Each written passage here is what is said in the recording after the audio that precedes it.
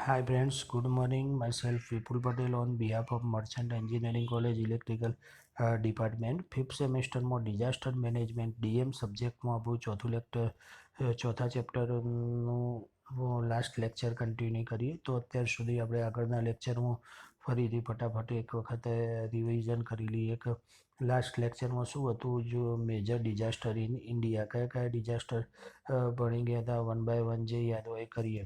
તો છેલ્લું કેદારનાથમાં 2013માં આવેલું લેન્ડસ્લાઇડ અથવા ફ્લડ, એના પછી ભોપાલ ગેસ દુર્ઘટના 1984માં જે યુનિયન કાર્બાઇડ કંપનીમાંથી મિસાઇલ આઇસોસાયનાઇડ ગેસ લીકેજ થયેલો હતો, પછી 2001માં ગુજરાતના કચ્છમાં ભચાઉ નજીક આવેલો ભૂકંપ, જેમાં ઓફિશિયલ ફિગર મુજબ 20,000 જેટલા લોકો મરી ગયા હતા.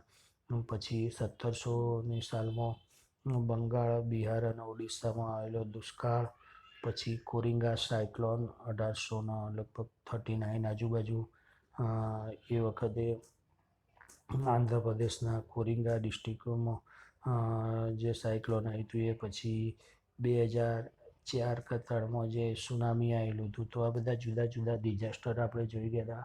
એમાંથી અમુક જે એમસીક્યુ પોસિબલ હોય, જે એમસીક્યુ થઈ શકે એ તમારે યાદ રાખવાનું છે. લાઈક આપણે ભૂકંપ ઇન્ડિયામાં એનો ક્યારે આવ્યો હતો, અથવા એનું એપિસેન્ટર ક્યાં હતું, કે પછી ભોપાલ ગેસ દુર્ઘટના કયા સ્ટેટ અથવા તો કયો ગેસ લીકેજ થયો હતો, કઈ કંપનીનો. આ બધા એના જે શોર્ટ એમસીક્યુ બની શકે છે, એ તમારે યાદ રાખવાના છે. ઓકે, નાવ હવે છેલ્લા લાસ્ટ લેક્ચરમાં આપણે જોઈશું. શું જોઈશું?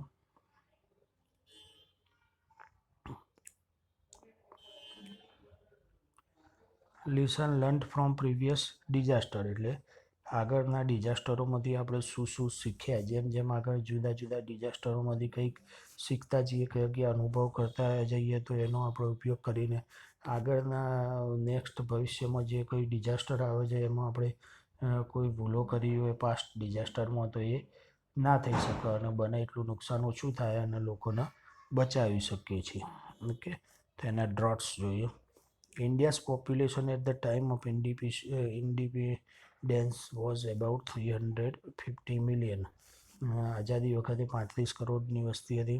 With rapid increase in population and heavy dependency in the erratic rain, Indian farmers are vulnerable to drought situation. It was highly recommended by civil engineers and technocrats to develop irrigation system and network to avoid major catastrophic drought. એટલે civil એન્જિનિયરો અને ટેકનોક્રેટનો જણાવવા મુજબ એવું કે તમે જે સિંચાઈ માટે આખી યોજના અથવા સિસ્ટમ ડેવલપ કરો, કે જેના લીધે ડ્રોટ અથવા તો દુષ્કાળ ના પડી શકે. તો આ ડ્રોટ એક દુષ્કાળ જ છે. દુષ્કાળથી નિવારવા માટે આપણે શું કરી શકીએ છીએ? જળ સિંચાઈની યોજનાઓ અમલમાં મૂકીએ. જુદા જુદા ચેક ડેમો ગવર્મેન્ટ અથવા તો ગવર્મેન્ટ અને લોકોની ભાગીદારીથી પાણીને સ્ટોર કરવા માટેની વ્યવસ્થા હોય છે, કે જેથી ભવિષ્યમાં કોઈ દુષ્કાળ અથવા એ આવે તો એ વખતે જે આપણું સ્ટોરેજ પાણી એનો યુટિલાઇઝ કરી શકીએ છીએ. ફોર ગુજરાત, નર્મદા સરદાર સરોવર યોજના is the example which is considered as the life line of Gujarat. જે આપણી નર્મદા છે, એને આપણે ગુજરાતની શું કહીએ છીએ? જીવાદોરી. એ બી એક મોટી, દરેક રાજ્યમાં એવું હોઈ શકે, પણ ઇન્ડિયા નર્મદા એક મોટી સ્ટોરેજ ફેસિલિટી છે, કે ગુજરાતમાં દુષ્કાળ પડે તો એ લગભગ ગુજરાત અને આજુબાજુ 1-2 રાજ્યોના ઘઉં, પીવાનું અને ખેતી માટેનું પાણી પ્રોવાઈડ કરી શકે છે. Also effort have been made in agriculture research developing and new seed and technique two gate maximum crop. Drought એટલે દુષ્કાળ ના પડે તો એના ઉપાય શું? કે વધુમાં વધુ આપણે ધાન્ય પાકોની ઉગવણી કરે, મેક્સિમમ જુદી જુદી ટેકનિકથી સિંચાઈ અને બીજની જુદી જુદી ટેકનિકથી આપણે મેક્સિમમ ક્રોપ મેળવી શકીએ. બરાબર, તો ડ્રોટ માટે આટલી પોસિબિલિટી એ છે. શું શું કરી શકીએ? ટેકનિકથી ખેતી કરી શકીએ, પાણીનો બચત કરીને દુષ્કાળ વખતે પાણી યુટિલાઇઝ કરી શકીએ છીએ. તો દુષ્કાળથી બચવા માટેના આ જુદા જુદા ઉપાયો છે, કે જે આપણે પાસ્ટ અથવા ભૂતકાળમાંથી શીખ્યા છીએ. સેકન્ડ છે ફ્લડ. તો ફ્લડમાં આપણે ભૂતકાળના અનુભવોમાંથી શું શીખ્યા એ જોવાનું છે. Indian river most of the overflood during the monsoon causes massive damage to the live and property. ભારતની મોટાભાગની નદીઓમાં પૂર આવતું હોય છે, જેના લીધે પ્રોપર્ટી અને લોકોને બહુ નુકસાન થતું હોય છે. Indian monsoon is a very erratic due to the global factor it is affected easily. India was developed flood control management or measure river. Flood મોટાભાગની નદીઓમાં આપણું જે પાણીની સિસ્ટમ છે ને એરિયા વાઇઝ એના લીધે વધુ વરસાદ એક વખત પડી જાય તો પૂર આવતું હોય છે. The early warning system also help in evacuation and relief operation minimize loss of life. એટલે લોકોને ઓછામાં ઓછું નુકસાન થાય એવું આપણે કરી શકીએ. National flood warning system provide warning up to 10 days ahead of to the million of villagers. એટલે જે આપણી મેજર સિસ્ટમ છે આપણે ફોરકાસ્ટિંગની આગાહી કરતી હોય છે કે આટલો વરસાદ પડશે, વરસાદના લીધે પૂર આવવાની શક્યતા છે. તો આ બધી જે જુદા જુદા ફ્લડ છે એમાંથી આપણને આવું શીખવા મળે છે કે પૂર આવવાનું હોય તો એની આગળ ચેતી રીતે આપણે શું શું પગલાં ભરી શકીએ. રેસ્ક્યુ ટીમો સ્ટેન્ડ બાય કરી શકીએ. જ્યાં નેશનલ લેવલ અને સ્ટેટ લેવલે લોકોના જે નદી કિનારે અને આજુબાજુ વસતા લોકો એમને જુદી જુદી જગ્યાએ સલામત જગ્યાએ સ્થળાંતર કરીને એમના રિલીફ કેમ્પોમાં રાખવાની સગવડ પૂરી પાડીએ. સ્ટેન્ડ બાય મેડિકલ ટીમો અથવા તો જે હોડીઓ અથવા નાવડી કહીએ છીએ લોકોને બચાવવા માટે રાખી શકીએ. તો લિસન એટલે ભૂતકાળમાં આવેલા ફ્લડ ઉપરથી આપણે આ બધું શીખી શકીએ છીએ. Okay, now third cyclone disaster છે, એમાંથી આપણે શું શું શીખી શકીએ. Major vulnerable area coastal area like Andhra Pradesh, Odisha, Tamil Nadu and Kerala. ગુજરાતમાં મોટો કોસ્ટલ એરિયા આ 4 રાજ્યમાં આવેલો છે: આંધ્રપ્રદેશ, ઓડિશા, ગુજરાત, તમિલનાડુ અને કેરાલા, કે જ્યાં મેજર પોસિબિલિટી છે સાયક્લોન આવવાની, કે દરિયા કિનારે આજુબાજુ વિસ્તાર હોય ત્યાં સાયક્લોન આવી શકે. સાયક્લોન આવે એટલે શું થાય કે એકદમ જોશથી અથવા વધારે સ્પીડથી પવન ફૂંકાતો હોય છે, એના લીધે લોકોને પ્રોપર્ટી અથવા લોકોને નુકસાન થતું હોય છે. વીજળી પડી જતી હોય, વીજળીના થાંભલા પડી જાય એટલે આખી ઇલેક્ટ્રિસિટીની સિસ્ટમ જતી રહે છે. તો આ બધું વખતે જ્યારે પૂર આવવાની આગાહી હોય ત્યારે સિગ્નલ આપવામાં આવે છે. સિગ્નલ થ્રુ તમે શું કરી શકો છો, લોકોને ઘરમાં રહેવાની આગાહી આપી શકો છો, દરિયા માછીમારોના દરિયો ખેડવા ન જવાની સલાહ આપો છો. આ બધું તમે ટીવીમાં વારે ઘડીએ વાંચતા હોય છો.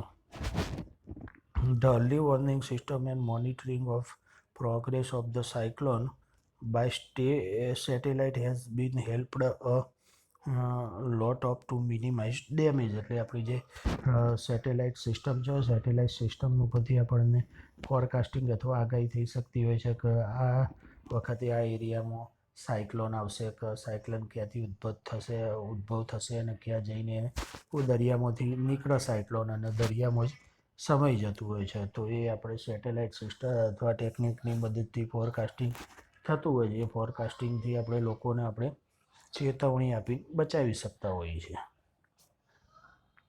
The recent cyclone of Odisha is the example where thousands of lives can be saved against the severe cyclone Hudhud. લાસ્ટમાં હુડહુડ નામનું સાયક્લોન હતું જેને આપણે આગાહીની મદદથી ઓડિશામાં ઘણા લોકોને બચાવી શક્યા છે. તો આ સાયક્લોન બી એક મેજર ડિઝાસ્ટર છે. ભૂતકાળના અનુભવોથી આપણે એની ફોરકાસ્ટિંગ કરીને લોકોને આગોતરી સૂચનાઓ આપીને સાયક્લોનથી આપણે બચાવી શકતા હોય છે. લાસ્ટ ડિઝાસ્ટર છે અર્થક્વેક, મોસ્ટ ડેન્જરિયસ અને unpredictable natural disaster of all. Okay, અત્યાર સુધીના જે આપણે ડિઝાસ્ટર જોયા એનું પ્રિડિક્શન થઈ શકે છે, પણ ભૂકંપ વિશે કોઈ ચોક્કસ આગાહી થઈ શકતી નથી. બરાબર, એના લીધે એમાંથી આપણે પાર પડવું અથવા એનું એક્ઝેક્ટલી ફોરકાસ્ટિંગ કરવું પોસિબલ નથી. એટલે એ ડિઝાસ્ટર સામે લડવું બહુ એક ચેતવણીરૂપ છે, આપણા માટે એક પડકારજનક છે. India is the prone to earthquake hits at periodic time. ભારતમાં જુદા જુદા ટાઈમે જુદો જુદો અર્થક્વેક આવતો હોય છે. The Himalaya plate causing major earthquake in northern parts of India has crossed a magnitude of 7 times. એટલે કે હિમાલય ઉત્તરી એરિયામાં ભૂકંપ આવવાની પોસિબિલિટી છે. જે આપણો હિમાલયનો નોર્થ રિજિયન છે એમાં મોસ્ટ પ્રોબેબલ ભૂકંપ આવવાની વધારે શક્યતા છે. ઓકે, તો આપણે આ ચાર મેજર ડિઝાસ્ટર જોયા કે એમાં આપણે ભૂતકાળમાં આવી ગયેલા ડિઝાસ્ટરમાંથી શું શીખ્યા અને શીખીને આપણે એને ઓપ્ટિમાઇઝ કરીને લોકોને કેટલા અથવા પ્રોપર્ટીને કઈ રીતે બચાવી શકીએ. એટલે મતલબ કે ડિઝાસ્ટરની as soon as minimum affect થઈ શકે અને લોકોને આપણે રેસ્ક્યુ કરીને અથવા તો ફોરકાસ્ટિંગ કરીને બચાવી શકીએ છીએ.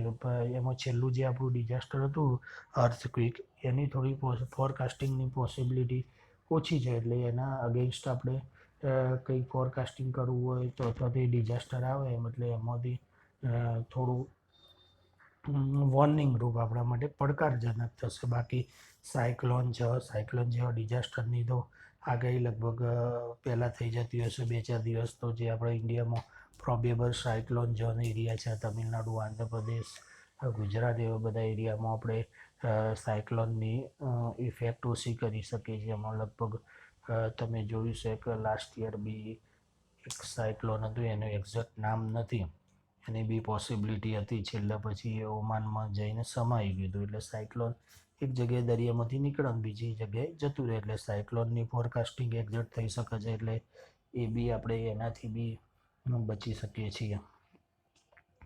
પછી ફ્લડ હતું. ફ્લડમાં બી આપણે વરસાદની આગાહી થઈ શકે છે. એટલે એની બી અસરમાં ઓપ્ટિમાઇઝ કરવાનો ટ્રાય કરીએ છીએ. ડ્રોટ એટલે દુષ્કાળમાં બી એવું થઈ શકે છે કે પણ મેજર આપણો અર્થક્વેક કે જેની એક્ઝેક્ટ આગાહી પોસિબલ નથી. ઓકે, તો અહીંયા આપણે આ ચોથું lecture disaster management in India એ સમાપ્ત થઈ જાય, પૂરું થઈ જાય છે.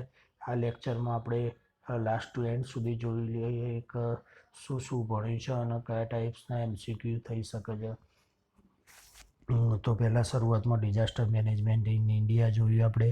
પછી નેશનલ લેવલે ડિઝાસ્ટર મેનેજમેન્ટ ઓથોરિટી શું છે, એ કોણ સંભાળે છે, સ્ટેટ લેવલે કઈ ડિઝાસ્ટર મેનેજમેન્ટ ઓથોરિટી છે, એના પછી ડિસ્ટ્રિક્ટ લેવલે કઈ ડિઝાસ્ટર મેનેજમેન્ટ ઓથોરિટી છે, પછી ઓર્ગેનાઇઝેશનો કયા ઓર્ગેનાઇઝેશનો એમાં કામ કરતા હોય છે એ લેક્ચરમાં જોયું. પછી એક લેક્ચરમાં આપણે જોયું જુદા જુદા મેપ થ્રુ કયા ઇન્ડિયામાં કયા એરિયામાં કયા ડિઝાસ્ટરની કેટલી પોસિબિલિટી છે, જે જુદા જુદા કલરના મેપ થ્રુ દ્વારા બરાબર. પછી છેલ્લા મેજર ડિઝાસ્ટર ઇન ઇન્ડિયા જોયું આપણે કયા ડિઝાસ્ટરો હતા. ભોપાલ ગેસ દુર્ઘટના, અર્થક્વેક, પ્લેગ મહામારી, સાયક્લોન, કોરિંગા સાયક્લોન, પછી દુષ્કાળ, બધા જુદા જુદા નેચરલ અને એક મેડ ડિઝાસ્ટર નું બી એક્ઝામ્પલ જોયું. હવે છેલ્લા આપણે લેક્ચરમાં શું જોયું કે જુદા જુદા ડિઝાસ્ટરમાંથી ભૂતકાળમાંથી આપણે શું શીખ્યા અને એના ઓપ્ટિમાઇઝ કરવા માટે શું કરી શકીએ. તો ભૂકંપ,